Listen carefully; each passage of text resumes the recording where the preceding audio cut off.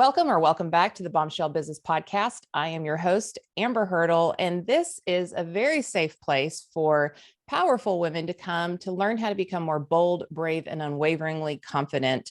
And I just always like to point out every so often that when we use the word bombshell, it's not because we're trying to highlight somebody who's remarkably attractive according to, whatever standards are right now. Being a bombshell is all about stepping into that power and turning heads because of your refreshing confidence. And that's why I am tickled pink to introduce you to my new friend, Kass Thomas, and really dive into some of the dynamics behind communication that help us become more confident communicators. So before we dive in, let me tell you a little bit about her.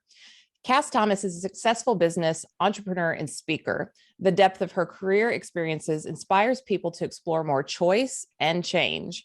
Her expertise advocates for using communication to redirect the point of view, to accommodate someone's ability to hear you, invite people to greater possibilities, to open opportunities to obtain your goals, and to get clear about what you want from every encounter. Now, I can just drone on about all of that for an hour, but let's not do that because we have an expert on the show. Kass, welcome to the Bombshell Business Podcast.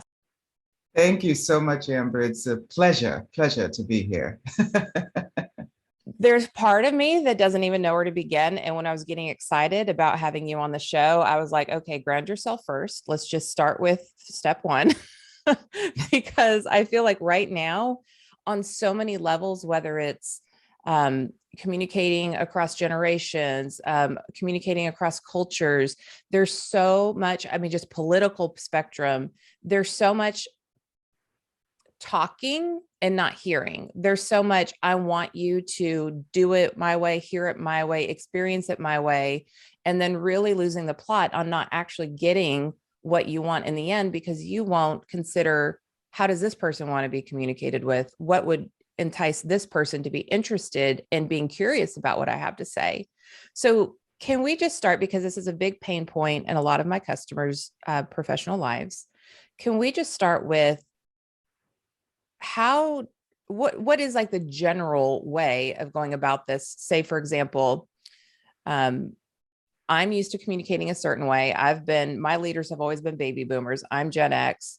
I think you need to pull yourself up by the bootstraps and get the job done no matter what it takes. And now I have all of these, they're really now complaining about Gen Z, not as much millennials, because they don't want to work and they don't want to do this. And I should be able to talk to them this way. But then Gen Z communicates a completely different way. And it's a big cluster. So can you just start unpacking and tell us your expertise and genius, please? Well, I love the way the introduction. So thank you so much for that. And it's very interesting that some of us feel like we have to do everything, right? Pulling up the boots and getting it done. And, acknowledging that we can do everything, right? It doesn't mean we have to. You know what I mean? So once I don't know if you've ever worked with people, and first you go through the secretarial role, and then you know exactly what are the things that need to be done, and also what kind of approach is needed and what kind of person you're looking for. So it doesn't mean then that you have to do everything. And a lot of times we feel that we always have to be in every moment of doing something, going through our checklist. But it actually doesn't always give us the time, right?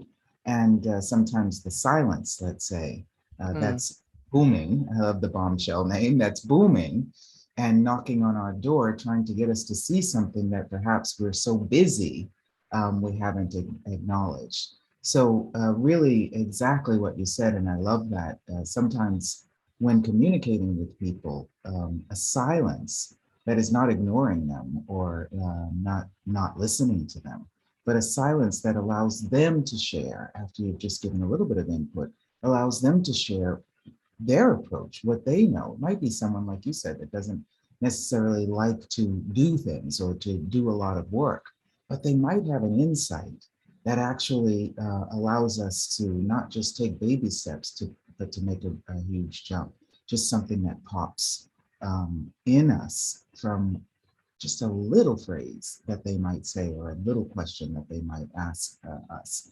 So really, communication is different in every atmosphere, in everyone that you're engaging with.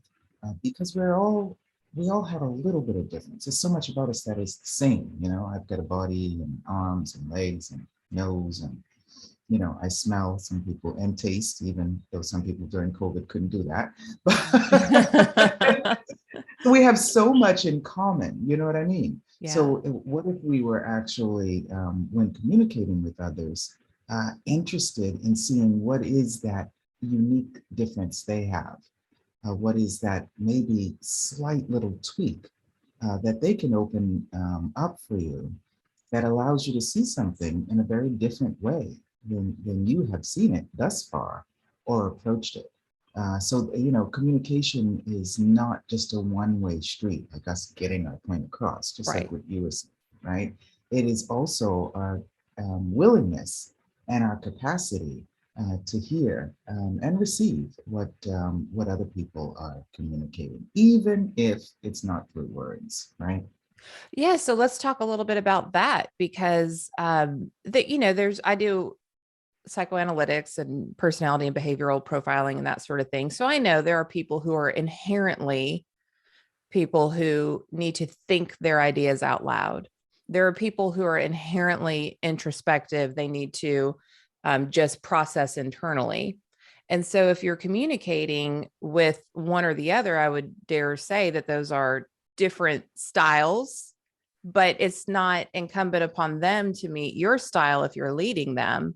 It's incumbent upon you to figure out what their style is to get their highest value out of them. And I don't mean that like is squeeze everything you can get out of them for the company. I mean, allow them to express themselves in the best way that they can, because you're applying the platinum rule. So if I'm somebody who's not particularly trained in communication, or I don't have a tool in front of me to help me identify the type of behavioral tendencies of my employee, what is your best tip for somebody to just take a pause and figure out, what do I do with this human in front of me who's different than me? Yeah, well, there's, you know, there's always something going on in everyone's world, right? So sometimes if you only have 10 minutes, or you only have 20 minutes, or you only have a half hour, sometimes if you're willing to take a couple of moments, right, to engage in a conversation that is relative to something going on in their lives. It might even be easy as a question. How was your morning? Yeah, how did you get here? Did you run into traffic? And just allow them to share something. And while they're talking, right, a lot of times we're already thinking, okay, I hope they finish talking quickly because I need to get to my point, right? Right. But if we gift ourselves, right, a presence while they're talking, there'll be a moment at which something they say will give us a phase of relaxation.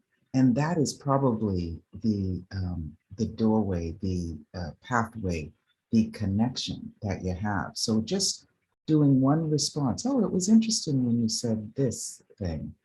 That's shown up for me too. What do you know about it? And once you talk with someone, even if you only have 10 minutes, if the first 5 minutes is inviting them to share what they know, you know, then the next 5 minutes will go by so quickly because you've actually opened the door up for them, and there's a flow of Yes. communication going on. Does that It's make that sense? flow. That's such a great word, Yeah, because when there's a disconnect, it's coagulated. It's like, I'm not connecting with you. And I think that's the frustration that so many people are feeling in the workforce right now is, I don't know how to get you to do what I want. and,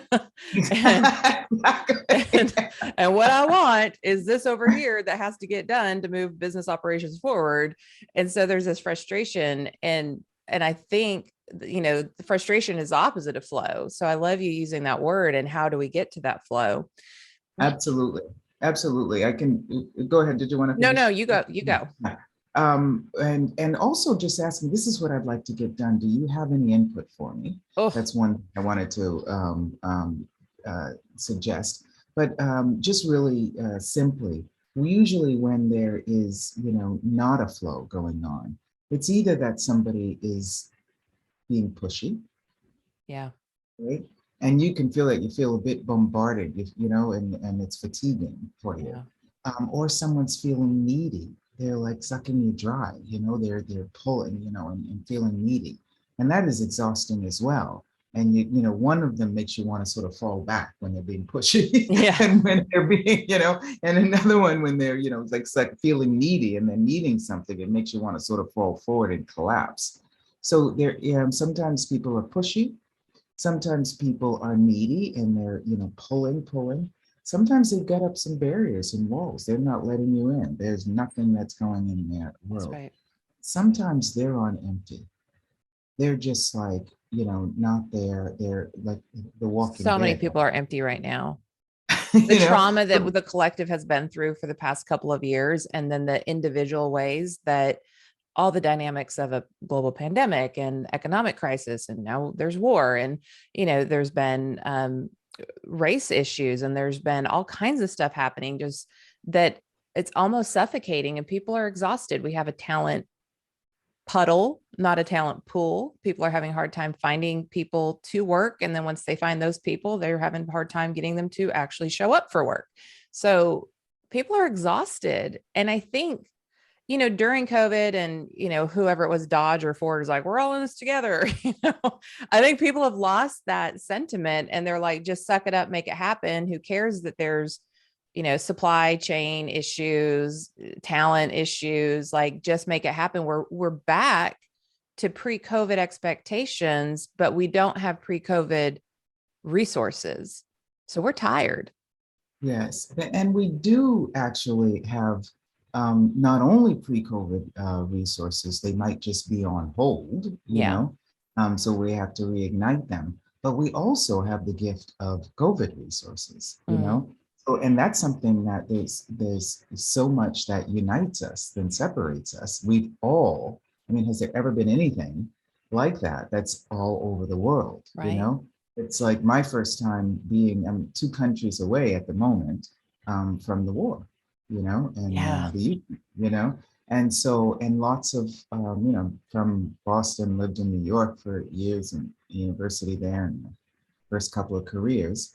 And I've never actually been this close Yeah. to war. However, I've traveled quite a bit, and I was in the Ukraine in September of last year, and I've been to Russia several times, and so what's going on with them, with and how people are communicating at them, Mm. not necessarily with them, is quite different. But knowing these four things, if something's not feeling comfortable for you in a communication, there's, when we talk about a flow, you've been in a river before, right? So you might be standing in a river that's flowing. And if you're facing in one direction, the river is like, pushing against your legs, Yeah. so, or pushing you forward. If you're facing in the other direction, it's coming towards your legs and pushing you back. And that's what a flow is. It's either you're flowing from behind you, through you, to someone, giving them filling them up when they're empty, Yeah. or even when they are pulling you and feeling needy. A lot of times we're resisting and we're pulling back, and they're pulling us and we're pulling back, and we're not allowing them to, pull us. And sometimes that's called marriage too, right? Yeah. People are Yeah. but if you're actually interested in communication, what is the direction of the flow that's required in any given moment? And Yeah. it's not always the same. Oh, this person's feeling needy. Okay, let me, not resist them and let me fill them up, right? But that might change in a few moments. So I don't, anyway, that's communication going forward. But knowing that if you're feeling some resistance, just ask, do I need to flow something to them, right? Or do I need to receive something from them, flow in the other direction, pull from Yeah. them, And what I talk about is not just flowing from you and exhausting you and emptying you up, but actually engaging with whatever it is that they feel like they need, whatever it is that will fill them up. Do they want orange juice in their cup? Or do they want water in their cup? Yeah, It's just, exactly. because once someone's cup, a lot of times we're trying to give people, our cup, water from our cup, which is half empty. And if we're just giving them from our cup, which is half empty, sooner or later the cup will be empty. Make sure that your cup is overflowing so that you're actually able to, overflowing with water, let's say, so that you're actually having so much abundance to give to people that you never get die of thirst, and they always get some fresh water. It's just Well, let's talk about that for a minute. Let me just say, if somebody is pushing you, let me just share that with you. If somebody's being pushy, you know what I mean, or they've got barriers up, right? They're used to thinking that is the only way that they can get you to listen to them if they're being pushy, you know? And so I don't know if people ever call you and try to sell you something. And they're like, hey, I'd like to talk to you. I want to sell you this. And do you want to get this? And do you have this? And then you're like, oh my goodness, wait a minute. Let me just give me a moment. Yeah, I have no patience for that. Right. So a lot of times, exactly. So a lot of times we put up those walls or barriers, or we block them out, right? But just give it a try, Amber. If they're pushing you, what would make the communication flow? If you were not resisting them and you were actually pulling them towards you, they'd be like, oh, wait a minute. Yeah. Hi, this is easier than it usually is. And when they're feeling that easy, and you are so intuitive, and I love that about you, when they're feeling they're no longer pushing, the conversation and the words may stay the same, but the energy has changed a bit. Yes. And so you might be standing there and not laughing because it's changed. You might be standing there with that, curious look on your face, like they need you to have physical communication, However, the flow of the communication is quite different. So just ask, do I need to flow toward them, or do I need to flow from them? I love And that. see and just asking that, it already activates. Yeah. Flow towards or away. I love that. Right. That's one of those nuggets where that's when I'm talking about making choices, or where we're spending our time or who we're spending our time with. I always ask my clients, does this decision move you towards who you're trying to become or who you are becoming? Or is this moving you away from who you are becoming? So this flow towards that just kind of goes with that same expression, and it gives an easy way, a just quick one sentence question to yourself to figure out, like, how do I need to handle the situation in front of me?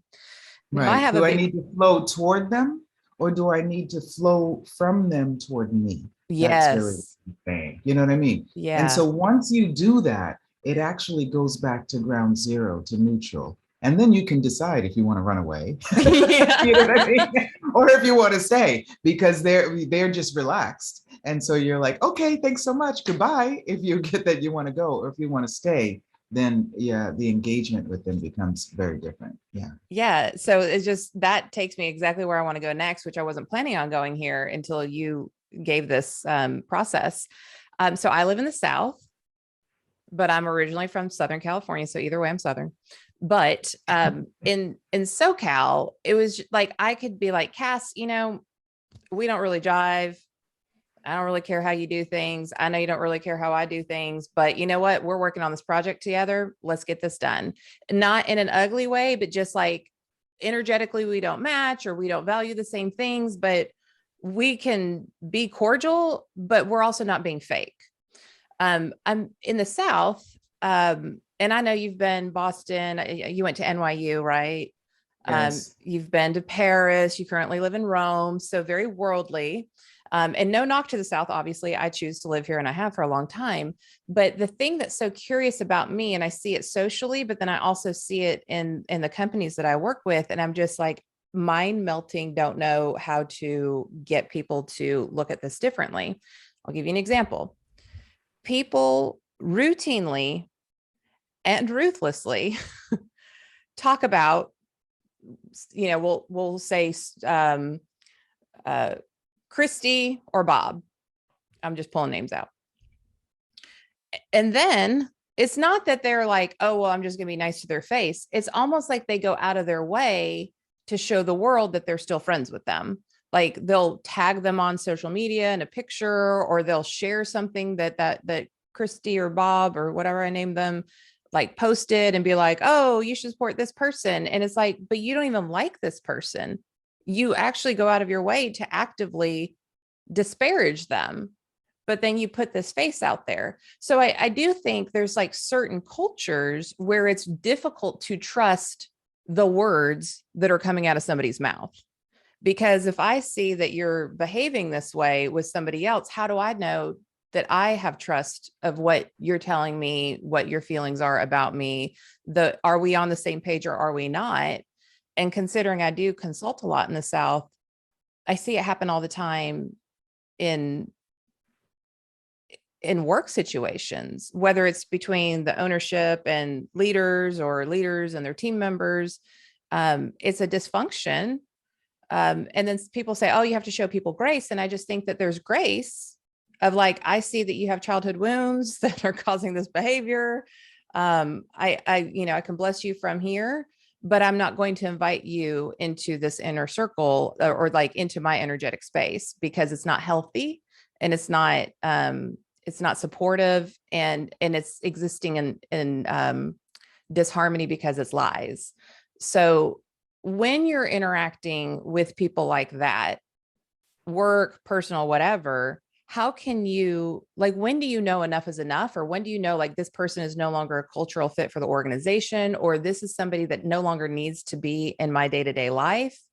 Because communication doesn't fix this problem. It's that was a long question, but it's a complicated situation. I loved it. I've got to tell you. And it's so, with communication, it all starts with us, right? And so your wisdom, your instinct, your intuition, your connection with you and what you get. Somebody posts something, but you know that they don't like them. That's they're putting on a mask or a veil, right? Hiding behind a veil. And so many of us have done that at different times in our lives, Sure. right? And so recognizing that and acknowledging that, and acknowledging that we've all done it at different times in our lives, you know that something was up for them. You don't even have to understand what it was. And when they begin engaging with you, which is what you were talking about, and when they're talking to you, if you're not being honest with yourself while sharing somebody else's stuff on social media, are you being honest with me when inviting me to that? And since you are so aware, and I invite everyone to get connected with them and have that intuition like Amber has, then you'll notice if it is a similar perspective, or the similar energy of what you got when you looked at the Facebook thing, and when you're talking to you. And it's simultaneous, it's instantaneous, and you just ask, yes, is this the same way they're doing it with someone else? Or is it different with me? Because you're different than whoever that is that they've got to pretend to be, you know what I mean, a friend with. And you might be the only invitation that they've had, right, to engage with somebody in a different way. So just because they treated somebody else like that doesn't mean that they're treating you like that. But don't disconnect from your knowing, from your intuition, from your instincts, and follow that. And once we are not, judging it or resisting it because we're actually acknowledging it, it's almost funny. It no longer becomes a distraction that doesn't allow us to actually access that capacity to communicate with ourselves, with our instinct, and recognize how someone else is functioning at the moment, Yeah. right? And when you're like that, let me just say, when you're like that, when you're observing people without a judgment, it actually opens a door for them to choose to go into that they may not ever have gone into before. They may not have ever met someone that was not, with a hidden agenda and or with a judgment about them. And so you might open up for the first time in their lives a way to communicate with someone in a very genuine and authentic Oh, I agree 100%. I'm thinking right now of particular business owners who are struggling with this right now. And I know certainly I have, from an observation. I love that word curious, of just kind of holding the situation out in front of you and looking at it and not needing to assign meaning to it, but just trying to understand it as something separate from your emotional condition. But then there are times where the truth is they just will not ever be truthful. So there's like, well, when do you separate like the employment relationship? When is it crossing over into a lack of integrity and that sort of thing? But I love the posture of curiosity. Walt Whitman, be curious, not judgmental, and explore it before deciding that it's not for you. Is that what I'm hearing you say? Yeah, well, and absolutely. Well, more than explore it, don't approach it. Approach it, as you said, with curiosity, and don't approach it already with a predetermined, Yeah. definition of what it is. And I love this bombshell business because sometimes bombshell business, the way to explode your business into something greater is sometimes to break it down to ground zero. So, Yes. and you're asking, how is it that you, disengage with somebody and the business? Perhaps the gift that they are, being, so resistant, not honest, and all that stuff, the gift that they are to the business itself or to your life, to your relationship, is getting you to go back to ground zero without having been on the positive or the negative on this, polarized reality, to just go, okay, let me go back to ground zero Mm. and start again. And we have all that information from, like you were saying, pre-COVID or COVID. And it really gives us a different approach also to the future.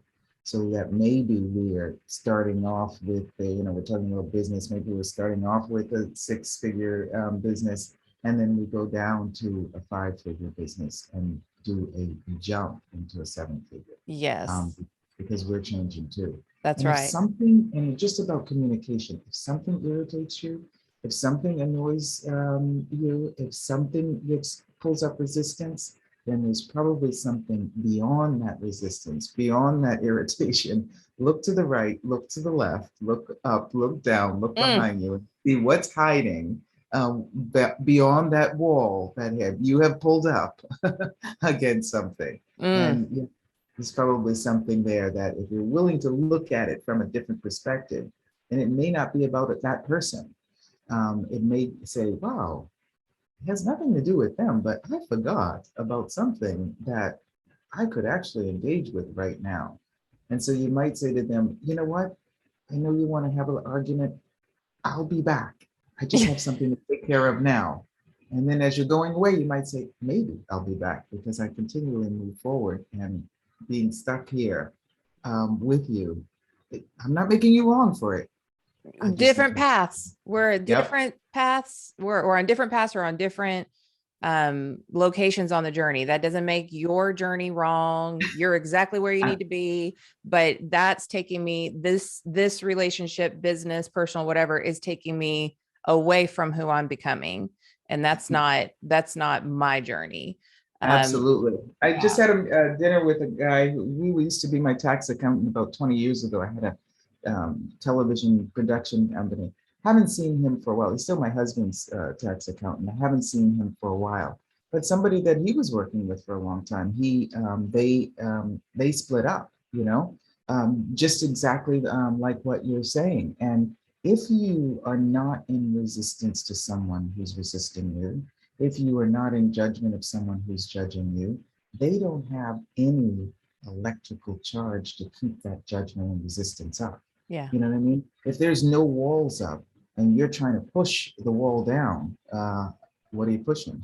Right. So they Exactly. have to go to somebody else, right? And push. They have to find somewhere else to put that judgment and put that pushing if you're no longer there. Aren't you offended? No, I'm not No, offended. Doesn't this bring up something for you? Not really. no, I don't have And time so you for bore it. them, Right.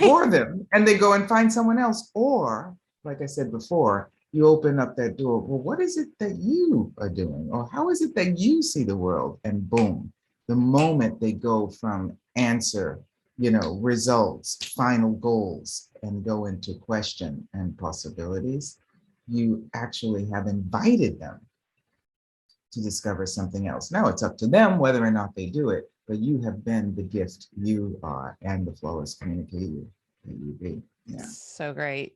She's spilling the truth here. Kass is on the Bombshell Business Podcast, just preaching it for those of us who want to soak it in. So there's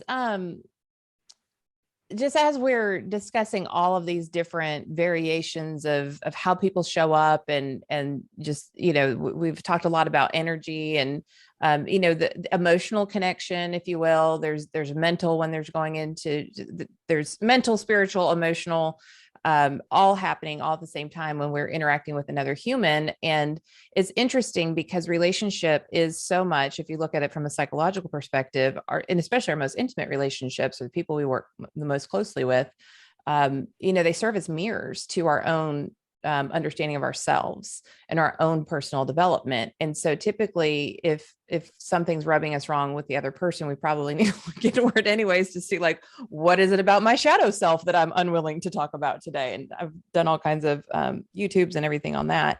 But I think more than anything, if we can remove that projection, if we can remove what we need for them to be, think, say, do, and just follow all the steps that Kass has talked about. I say this from stage. I share this story. I share it frequently. When I went to what was at the time called Swaziland, the only true monarchy in the entire world, very tip of Africa, below Mozambique and just east of South Africa, the way that they greeted each other was sayobona. And so I noticed that they greeted each other and then they also departed saying sayobona. And I was like, is that like aloha? Like, is that a hi bye? Like, what does that translate to literally in English? And the person who explained it to me said, oh, it literally translates to I see you.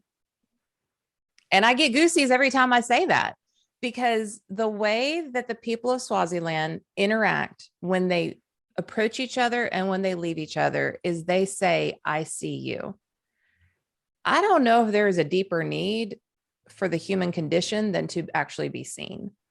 And when we're communicating, that is our opportunity, in my humble, not communication expert opinion, that is the opportunity to see somebody and to let them know they've been seen through how you communicate verbally, non-verbally, et cetera. So I just find, I say I'm not a communication expert. Communication has been my entire career, but not like you, different than you. If I was to leave our listeners with anything, I would just encourage, instead of imputing what you want on another human being, see them for who they are and what they're really about. And that can help you make wise choices around, is this person energetically where I need to be? Do I need to get more curious, et cetera, et cetera. But something that I read in your bio that I want to circle back to before we part ways today is it says that you have seen many fall prey. And let me back up real quick. Bombshells are bold, brave, unwaveringly confident women in business. That does not mean that they do not fall prey to self-doubt. That doesn't mean that Gertrude, which is the name I give my mean girl that sits on my shoulder, that doesn't mean that Gertrude doesn't get into our ears and tell us lies that keeps us from becoming. But you said they may fall prey to self-doubt and staying stuck in place. And it's your hope that people can find an easier route to make the choices and the changes they are seeking. So can we wrap this up with that expression of what causes this self-doubt and how do we make choices and changes that help us get to an easier route of, communication is a channel to so much. So can you unpack that part of your bio a little bit and share your wisdom? Absolutely. I always love to hear people reading the bio, because it's if you talk about, if you're willing to see all the things that you've done and the capacities you have, it'll go on for a lifetime, Yeah. right? And so hearing people and seeing people, absolutely, like you're talking about, is wonderful when you're willing to see who someone is, hear who they are. But communication always starts with us. And so are we willing to see ourselves, Ooh. to hear ourselves? And then when we are willing to do that, we're actually willing to be seen and be heard. Ooh, and that requires vulnerability. It's so much more um, delightful. And as they say, the way they say it in South Africa is pleasure, pleasure, pleasure, to hear and see others, you know? And so when the communication always starts with us, it's you first have to be connected with yourself because you cannot get you wrong. Mm. Your job is not taken in this world. That's yours. So if you're willing to hire you, engage with you, support you, honor you, trust you, be grateful for you, have a vulnerability with you, right? Which means no judgment and be in total allowance. You know, can you make a mistake? Well, what can you learn from that? You know Yeah. what I mean? Can you take a risk and then win? Absolutely. Can you fail or can you just learn something from that?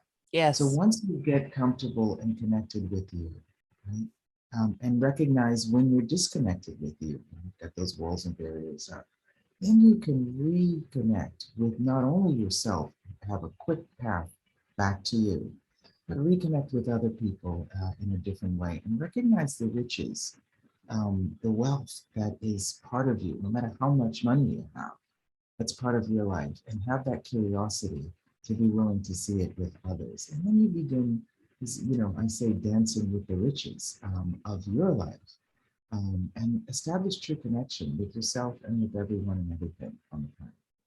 Oh, so good. So good. Kass, it has been a true delight to experience your wisdom and your insights. And I can't say I've ever had a conversation around communication like I just had with you.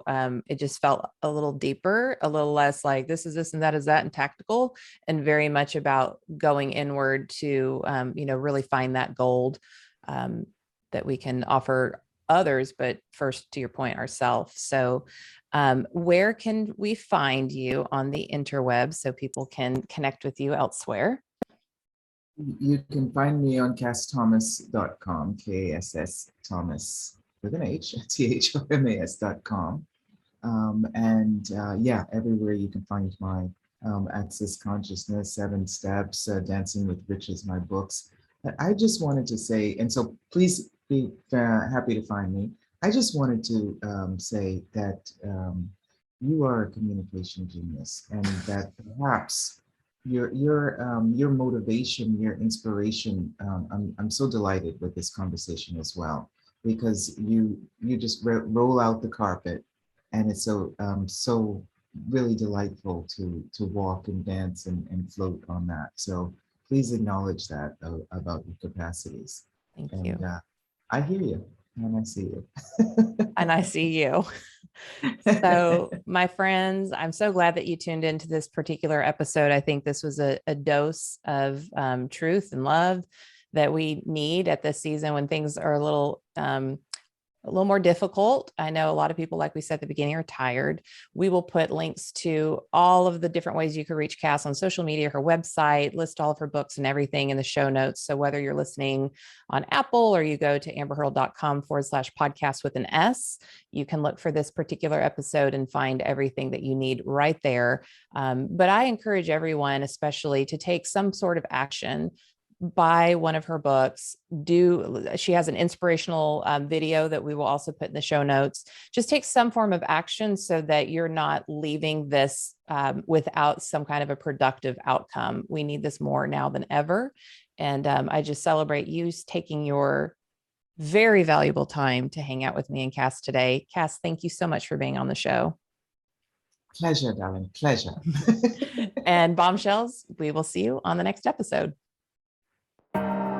Thanks for listening to the Bombshell Business Podcast. Visit amberhurdle.com for more resources like show notes, and check out thebombshellbusinesswoman.com to grab my book and download the free bonuses.